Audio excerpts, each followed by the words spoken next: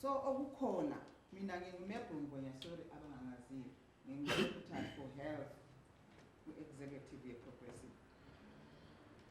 Okukhona sikhangele sakubona ukuthi usethilo phambilini kwami umntwana ukuthi lokhu thina eMatabeleland siyadeleleka. Sideleleka sikhangelelwa phansi. Asibonakali kusukela emuva nje abantu bakwi-history bali. Kodwa kubuhlungu mhla sikhangele njengezakhamizi. Sathi siyizakhamizi abantwana ngabethu abawuza ukuthi baswele imisebenzi ku-region yabo. Kuyebuyiswa abantu from other provinces, as it is said, they are from National and Western Central, if it's true. Okokuthi thina sikhangelwa njengabantu ukuthi they are saying we are secondary to those people, of which is very painful. I always say Zimbabwe is about a number of people like Matabeleland, as they are always saying that we thina sibaluchwana in Matabeleland. Bona the population is above us. That's monotonous. That's rubbish. Ngoba we are human beings, all of us. Singabantu sonke. Ngasilapha eZimbabwe singamaZimbabweans okufananayo. SingamaZimbabweans okulinganayo. And we fought for this country ngendlela efananayo. Okufanele ukuthi ikhekhe lisikwe okulinganayo. Akekho omele athole ishare eyedlula amunye umuntu. Abantu abethu bayahlupheka bayayiswela imisebenzi. Empilo lapha kuhlezi vele kusenzakala amanyana. Ema-college kuhlezi vele kusenzakala amanyana ayenzakalayo. Why? Yena ngokwakhe uMinister of Health nxa besithi abantu labana ba-applya emchineni. Umuntu osekhezi, umuntu osecholocho uzakumaneja yini khona ukuze bekwazi ukutshelwe ngubani ukuthi kumele apply through those machines, through those computers. Esikukhangelela ukuthi I think it's time up lapha kwelakithi eMatabeleland. Ukubana sizizwe singabantu sizibonakalisa ukuthi siyakhanya. We have to rise now. Yongomthwakazi. If we are talking about such things, we go back and talk about what is devolution. They have to think about that. If devolution iqala ngokwazi ukuthi abantwana baleyo ndawo bayayithola imisebenzi. Kusiya ngezigaba. But nxa i-devolution sizathi sikhuluma ngayo ukhanya kana abantwana balapha besithi asikunaza kubuya ukuthi bathi akulabantu eMatabeleland. Abantu abangcono they are from Mashonaland. I'm not tribal, unfortunately. But issue ekhona iyabe sikwenza ukhuluma kokuthi ungani ulobandlu lokasilalo. Ngoba ngabe silobandlu leMatabeleland ngabe kasihlupheki ngendlela esihlupheka ngayo. Ngabe kasikhangelela phansi ngendlela esikhangelela phansi ngayo. Kodwa kukhona ukuthi thina sithe njengezakhamizi sibone ngani isikhathi sifikile ukuthi sibone ukuthi ukukhuluma akusisindawo, but we have to stand up and act. Ngoba as it is now, abantwana bacina becross ama-border from long back. They've been crossing i-border bese South Africa. Bedliwa zingwenya kusenzakalayo. I-government konke khona khani ngabonanzeleli ukuthi why? There he is now, even the president esikhona nawo kathesi. Ayikunanzeleli ukuthi we are a people eMatabeleland. Singabantu lathi. Sikhangela even ku-development. Akula development ekhona eyenzakalayo kwelakithi. Abantu abethu nje sitsho nzabelethi ngivela sithi thina njengezakhamizi sikhangela abantwana. Akula msebenzi. Industry side le.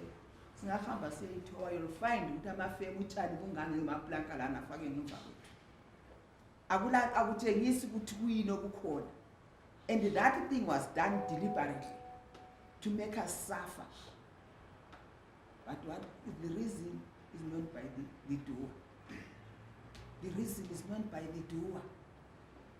Okukhona kathesi ukuthi abantu abethu, you will find umntwana omncane nxa ekhuluma ekutshela ukuthi eMatabeleland akuvele kakulabantu ngabantu bakhona abafundayo.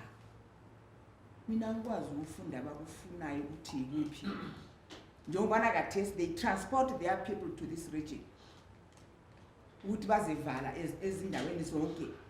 Nxa bathatha abantu abangu-3 against 100 utshoni khonokho, uthatha abantu abangu-4 against 100 kuyabe kusitshoni khonokho. Kutshengisani? Okutshengisa khona kutshengisa ukuthi kumele ukuthi sivuse sime ngenyawo. Last week I was talking with other people ngayona le issue yepi. Abanye bamphendula babe ngomama nje sidiqekanyana. Bathi akulanto esizayenza ngoba thina vele lapha singathi siyabe siyabulanga. Abaphendula ngathi sesafa kudala thina eMatabeleland. Olokho sakhuluma ngokuthi sizakufa. I think akulanto ayaziyo ukuthi uyaphi. Safa kudala.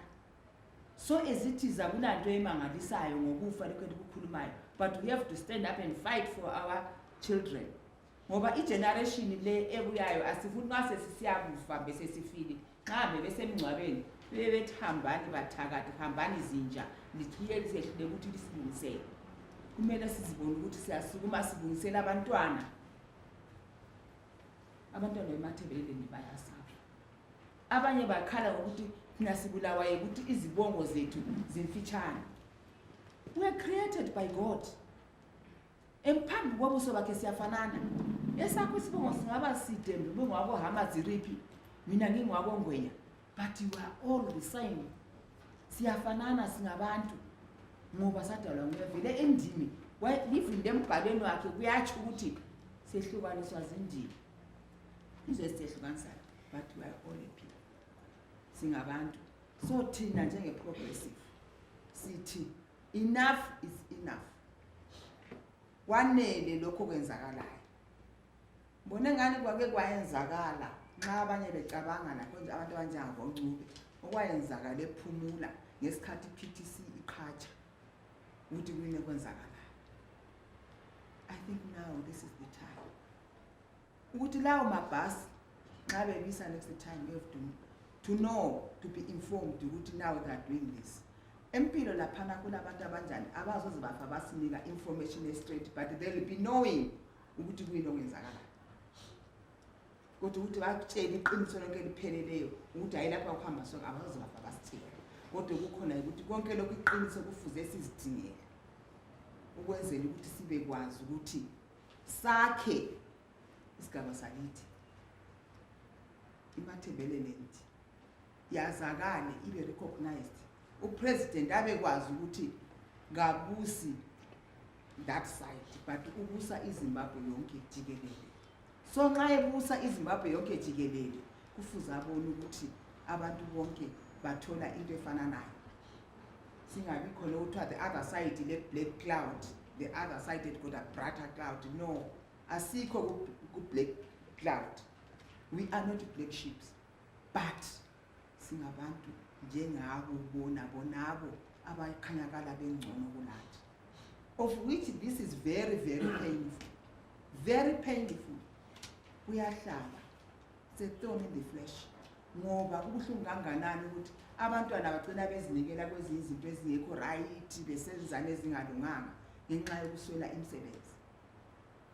Phose mina ngeke ngahlala nomntwana obe yinebo hlale almost 4 years etraine ukuba ngunesi ehleze ngaqhathwa. Ngapha mbasabona mbe wangena last year ekhona enikwa umsebenzi futhi siyanikwa out of Bulawayo. What kodwa nginanto engayenza, I have to take that job. Why? I remember Chino Timba once said uhulumende kalungisela abantwana incwadi nxa sehle kubaqhatsha abaningi bayidinga umsebenzi outside the country than keeping them like the eggs which are waiting to be hatched. So okukhona ukuthi mina thina njenge progressive city, it's time for action. It's time to stand up and to be heard as people of Matabeleland. Okamanje ngakhona. Into le ayiqalisanga last week. Ngena empilo last month. Siyamthola.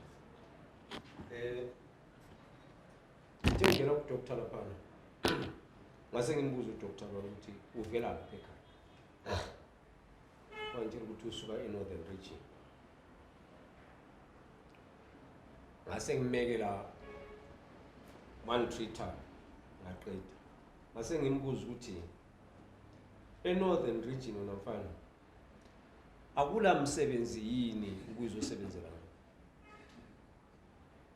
wathi khona ngathi uwenini la watule 2 years ngathi 2 years wabuya njani ngasazange wamphumela egcekeni ukuthi wabuya njani. So into esikhuluma ngayo abantu bakithi sizwisa ubuhlungu njengoba lokhu sisakhuluma lokhu siphinda phinda. Uhulumende lo okhona asiyo uhulumende wabantu, nguhulumende owepower yakhe yedwa ofuna ukuthi ethusele abantu be-southern region. Ngitshela izibhedlela ze-southern region zingaki nxa uzakuya lama-trucks, i-truck ithwala kumbe uyabefaka phakathi kwegwenyethi singake sibe kwazi ukuba kuye kusuku ukuthi igwenyethi inxe yabethwela abantu over 300, right? Abantu abethu nxa sithi thina amagwenyethi angu-50 multiply by 300 kubuya abantu abangaki? Abantwana abayi-300 sebeswele imisebenzi. Ngakhuluma ngikhangele isiphala lesiyana ese-Pallet Harris umama ngweni uyasazi angisho iningi labantu abethu laba abasazi lesana isiphala lesana ukuthi sasiyisiphala esasigcina impuphu yabo Bulawayo lapha le National Foods le Blue Ribbon, but konke lokho kuyizinto namhla kufile kubulawa ngabantu be-northern region. I'm not a tribalist, but okhona ukuthi kuyangifuthela industry yonke le namhla ifile. Hamba laphana khathesi textile mills isi-church kambe okuqakathekile i-church lokuthi abantwana laba besebenze ikuphi. Bantu bakithi into yempilo ingizwisa ubuhlungu. Chaya ngachapha ngaze ngafika e-OINA ngathola umntwana osuke from Mashonaland bona labesikhuluma ngabo khathesi belethwa la abuya lapha ePolytech 95% ngababalisi from northern region. Kanti lapha kabakho yini ama-teacher? Lina abantwana guys lingake likwanisa ukufundisa abantwana la? Into le ayisiphathi. We fought for this country ukuthi sibe free, but akula freedom. Akula freedom of speech. Into eziningi kakhulu. Umama ukhulume ngenye into engithinta kakhulu. Yabantwana ukuchapha besiyale liyabuya khathesi izulu uyabuya uDisemba abantwana bayabethatha ithuba ukuthi sichaphe njengoba labana besiza ngayo bethola ukuthi umfula ugcwele sebedliwa zingwenya. Uzabulokhu uhleli ulindile ukuthi hayi umntwana uzabuye kanti umntwana sedliwe ingwenya. Pho sithini-ke ngale indaba lesikhuluma ngayo? Uhulumende lo kasihloniphe. Akusikho ukuthi sibalutshwana. Umuntu othi sibalutshwana eMatabeleland ngingavumelana. Sibanengi. It's only that ukuthi abantu bakithi sesaba ngombimbindoka sesaba ngontondabo esihamba silandela abantu esingabaziyo. Hambe emakhokhoba la ubona ukuthi abantwana banjani, uyephumula, uye country park, uzathola abantwana bahleli emabridgini babhema inyawupe ngenxa yokuswela imisebenzi. Kodwa kuthiwa kulo hulumende, ngizabuyela futhi kuye mnumzana, othi umnangagwa wapromise. That was a political gimmick yokuvala abantu beMatabeleland ukuthi bengaboni ukuthi kuyini okwenzakalayo. Bantu bakithi singayivumi into enjengaleyo.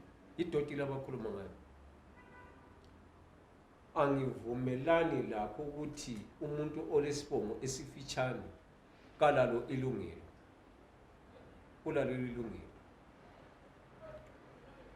Angivumelani lapho ukuthi umuntu olesibongo eside ngange Gumtree nguyelo yedolo elungelo lokuthi athole umsebenzi. Enough is enough. Kwanele nqo. Hambe Binga. Uye Falls. Uye Kariba. Uzathola ukuthi akekho yena umntwana oyedwa okhuluma ulimi lwakibo. Uyegweru khona lapha eMidlands.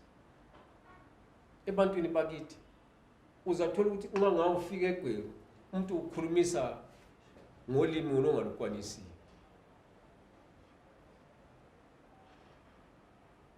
Wonke abantu sebaphenduka baba ngamachona. Akakho. Angivumelani lapho. Bantu bakithi enthanda ukuthi ngicine ngakho. Asekele nini ukubona inhlanya zibuya zivelela eMpumalanga, zibuya zinqunu. Sifike lapha sinjani sizigqokise, singazigqokisa sizigezise.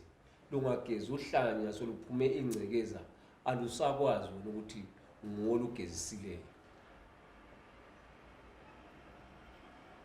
Take for instance, ngene Magnet House la. Ngene Magnet House, not Kachana, kuna petuzana. 66% ngabantu be Northern Region.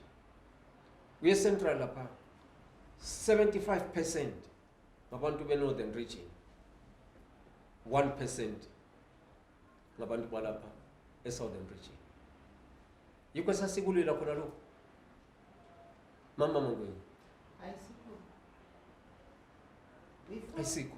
Saba sibisa ama systems anjengawana. Sibe lo Smith. Siwuyele kiwo ngolengana kusise. Why do you expect Tonga speaking people, Nambia speaking people, Kalanga speaking people to view i-deployment engelaba abantu bakuleyo ndawo in their local area as fair without them? If government cannot speak my language, who will speak it?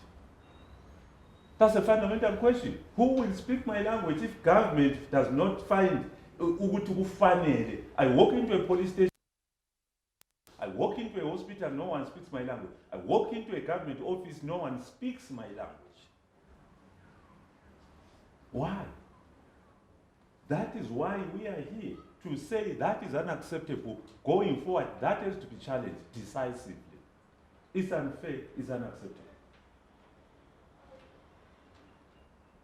Those of us,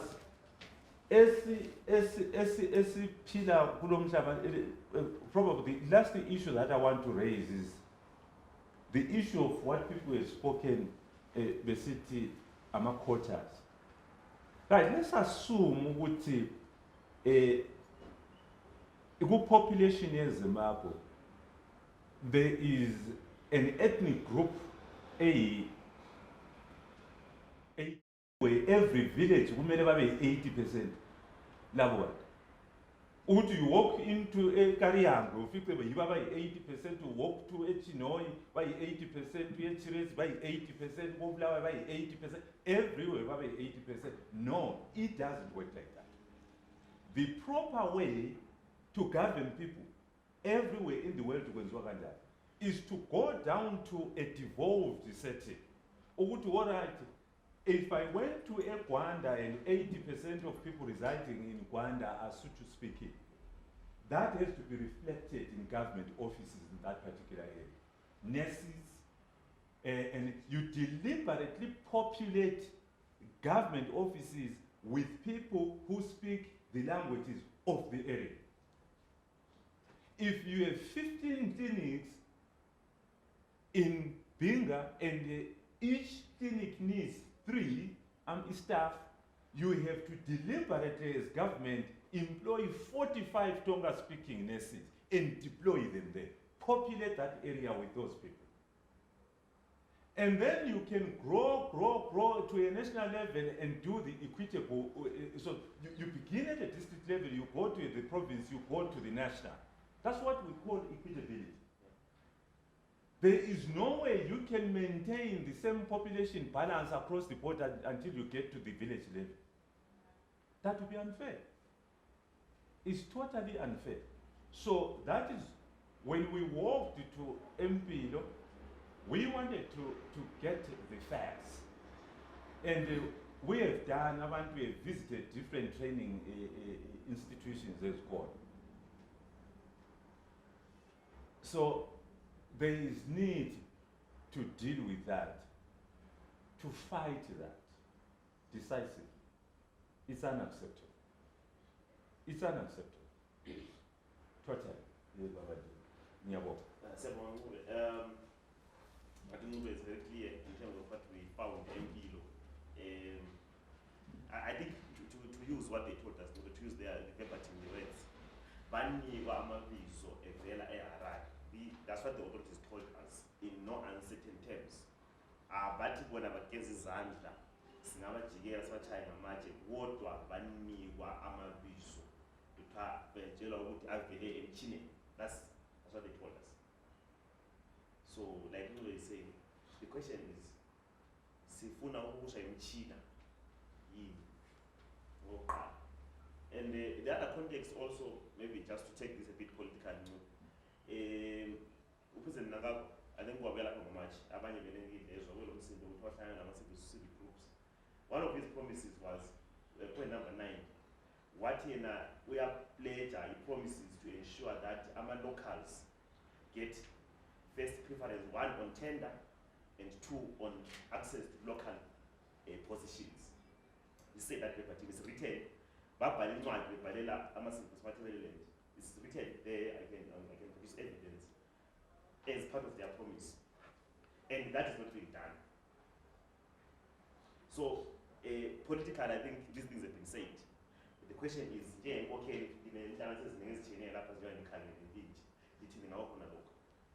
so umuntu somewhere this is just kudelela. We need to just be land with things that can do things against what perhaps the majority wants and push their selfish agenda. It's clear from what we got from MPLO. It's allowed to kudelela lokungahloniphi abanye abantu. And it's like say it's unacceptable. Ngizabuya lento umama kumele izakhamisi umama weBPRA usifuna bakhulume labo umbono wabo, and then I think lo sisakhuluma lontanga ngithi angazi uzakhuluma bebakhona izinhlanzi eziningi ezizakhuluma lapha bemele ama positions abo, then bese ubothe ukuthi usiya phambili kuyayibanga ngoba I see a number of leaders here from various organizations to speak their positions and also to speak the way forward. Wambono uhlukile, akudingi research,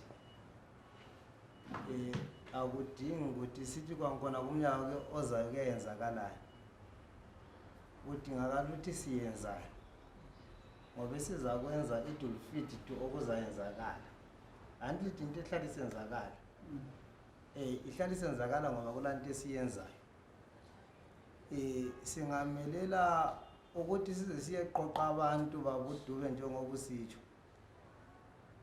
Abantwana balokho befunda lapha. Kungabe kuyinto embi ukuthi abantwana beme ukufunda ngemva kokubana sokuthetha amalanga.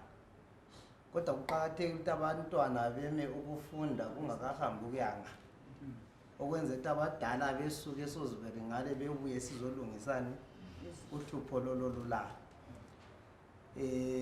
Okudingakalayo ukuthi ngoMvulo siyenifika esibhedlela siyemisa lokhuyana okwenzakalayo, sikumise abadala bebese bebuya sihlalene etafuleni njengabadala abangale labanga sixoxisaneni ukuthi kanti kwenzakala into enje kutshoni ngelizwe. Kodwa singathatha amalanga kuzathi hayi vele njengoba sokuphakathi sesiza kulungisa kumnyaka ozayo. So akume masinyane kungakayikhatshana mlu ake ndime ngokwezintokweni kwama-statistics lokho akusebenzi. Impilo vele ashiya ama-statistics ngoba akula muntu akuphambanisekanga khona la. Luhlelo vele olunjani olukhona olungadingi ukuthi sibe scientific, lidinga ukuthi sibe real. And ngiyakwazi ukuthi masisiba real si-addressa lolu hlobo kulama pains yikho abantu lokho kuya lokungamabala kwena okubalekelani into le into icacile leyo. And idinga ukuthi siyebambani into ngempondo, yabona, kayidingi ukuthi sibe scientific, kakudingi ma-figures. Uma kungala kuyaqonisa ukuhlala kungafundwa. And uma bengekho abantwana abala kuyaqonisa ukuthi kuhlale kunjani kungafundwa. That's the only way of moving it. Izikolo zona okwenza zaba kuma-regions antu zazisenzelwa abantu baleyo region. Uma kungala abantwana asisivaleni isikolo kumbe ukuzadlala i-tennis kumbe abafowethu laba abavela eMpumalanga abajala ukuvula ama-church baza kuyavula lapha. And abantu bekhulekile kuhambana but the only way of moving forward and yikuthi akume singabi scientific singathina hayi kucacile either kumnyama kumbe kumhlophe, there is nothing in between. Akume babonga uDube usuka la hambe edinga abantu ufuzwa ekayedinga abantu and akume ngoMvulo abadala besoziveri bebuye la behlangane labadala bela silungisa uhlupho. Kodwa singaza ke silulungise ngoba kuyabe sokuyiviki esibili ngene esithathu abantwana befunda and hayi awungaza ukumise njalo. Kuyadwa hayi njengoba sokuphakathi kasimelele intake ezayo and kakume kusaqalisa kwenziwe into eyi. Ngiyabonga. I think okunye nje bengizakwenza sekukhulunywe ngakho ukuthi uyabona nxa kuncitshwa umntana ukudla umntaka makhelwane nkala ukudla kurong ukuthi ithi nilungise ukuthi imile elandelayo umntana manje kakume yona liyani imili. Yona liyani imili kayime khona laphana ekhona kakungadliwa njalo. I don't think ukuthi even a conversation about it is not necessary. Kuyamiswa kufunde abantu abafanele bafunde lapho. Amen.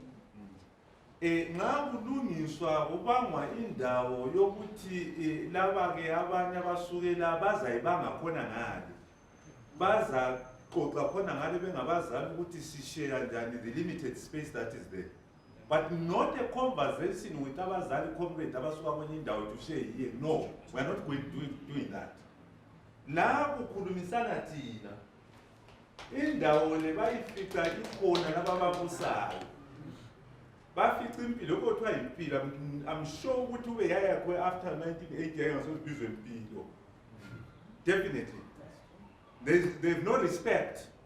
Abala nhlonipho totally. No wonder why they are badly governing this country, because to properly govern we must respect abantu. Akumangalisi ukuthi inflation isinkwa lidlile kunapha lina alidlanga. No bread, nothing. Ijemu igcine nini, iqandu ligcine nini. Mina at least uso ngimncane e-Rhodesian side. I was born in Rhodesia.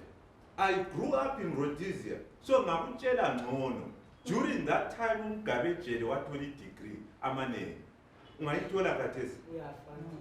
Wayesejele fundi. Khathesi ufela khona. You see, this is, you must weigh understanding the kind of people you are dealing with.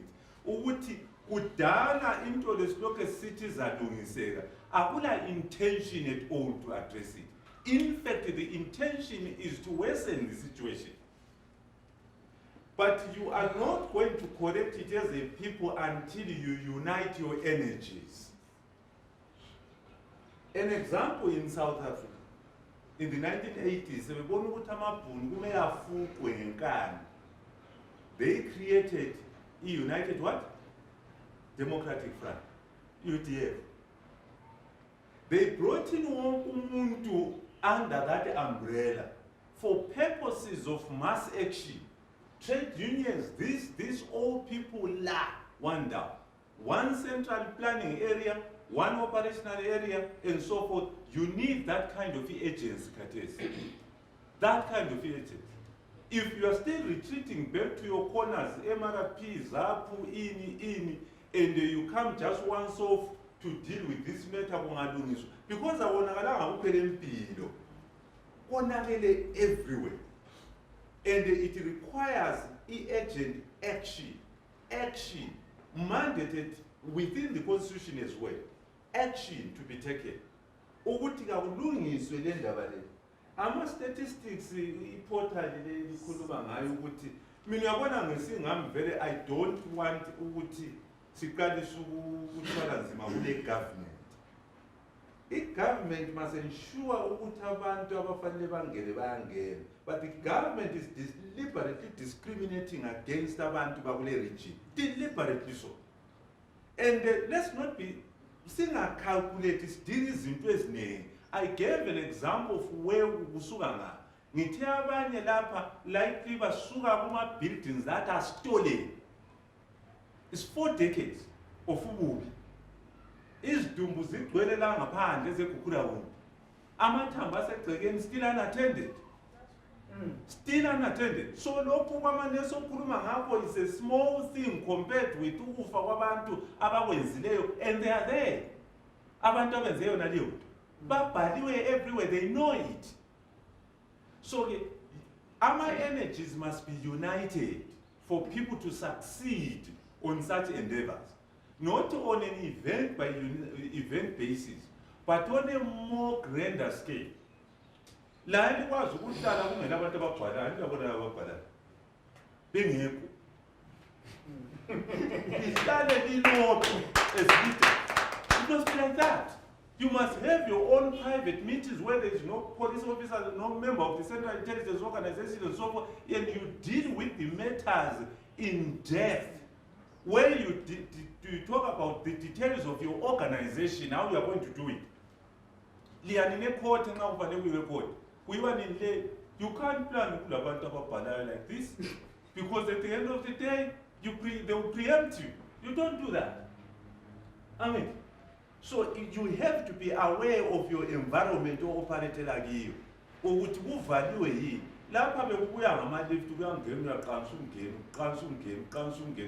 Every person there. You can't discuss the details of whatever that Monday or Tuesday or Thursday or Friday or in this gathering. You can't do that. Be aware of your environment. This